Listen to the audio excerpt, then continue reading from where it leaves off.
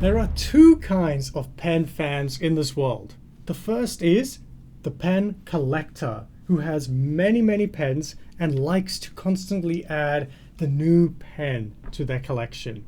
They want to have one of many colors, many different designs, and they like to see a lot of pens. The other type of pen fan is the one that wants the perfect pen, maybe a platonically perfect pen, the Grail pen. And that is definitely who I am. I like the idea of having a perfect pen. And I think I found it, to be honest. And it's this, the Visconti Homo Sapiens Bronze Age. But although it's very nice, I have recently made 4 very small micro adjustments to this pen. And when I say micro adjustments, I mean these are such small changes. It was a bit of a challenge to actually capture the changes in a video format because you need to really zoom in to see these differences. But to me, they make a marked difference that takes this pen from a 9.9 to a 10, a platonically perfect pen. The first change is literally looking at microns. And that is actually on the refill. You see, this is not, as you might have expected, a fountain pen. It's actually the rollable version, which I very much enjoy. It's much more appropriate for my kind of writing because I take this pen to work every day and I'm on a bumpy bicycle as well. I really enjoy the smoothness of a felt tip, but the felt tip comes in this kind of rounded tip. And I just took a few minutes to take some sandpaper and make the edge a little bit more pointy. That sentence definitely brings back some memories from a certain movie, if you know what I'm talking about. But does this pointiness actually improve the writing experience? Well, I'm going to say yes, it does, because it allows you to write with a lot of line variation. But more so, it's this really detailed look of just having a perfect pen. It's about the lines on the pen. The roundedness kind of just ruins the sharpness. Having a sharp point completes the aesthetic. So that's what this change is. Number 2, the second micro tuning, is actually a bit more noticeable, and that is almost this anodized look that I've tried to put onto the bronze tip.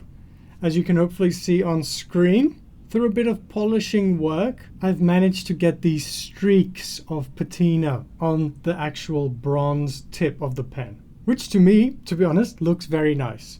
But you have to be careful if you do something like this as well. You can't go touching that bronze tip with your fingertips because that is going to ruin the look for sure.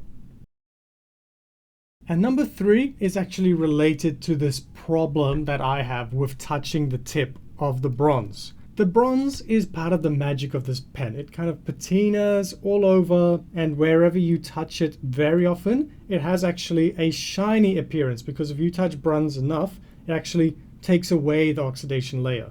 Whereas other parts of the pen that you don't touch so much gets this more brown look.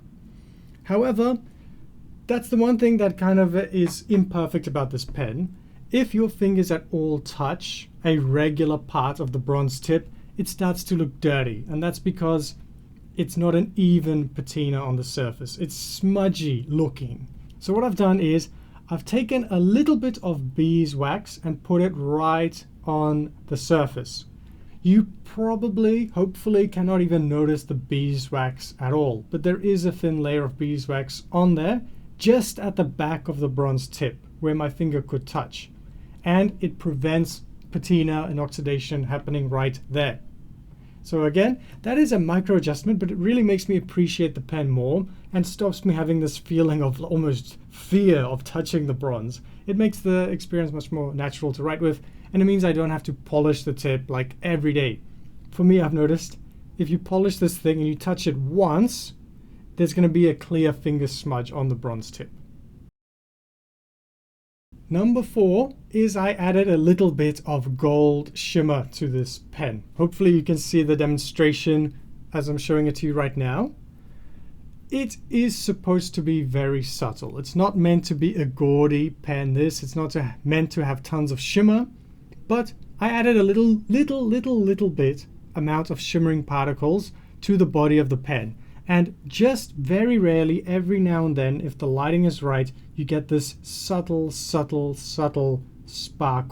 Now, I'll be honest, this was actually a little bit of an accident. I was working with the ink golden sands, and it got on my hands, and then I touched the pen, and I noticed, oh, it had this interesting effect. And since the resin of this pen is quite porous, the glitter, the shimmer, actually sticks to the body quite well. With an ultrasonic cleaner, I could definitely clean the shimmer out, but I actually like it. And if I ever do clean this pen with an ultrasonic cleaner, I'm going to add the shimmer back on because it gives it a nice, almost magical vibe. And it just suits the color scheme of what's already here very perfectly well. So there you go, a short video by a pen fan about a pen that to me was already a 9 out of 10, a 9.9 out of 10 maybe. But with some tiny micro adjustments, it just took it to the next level. A 10 out of 10, the perfect platonic shape in my mind.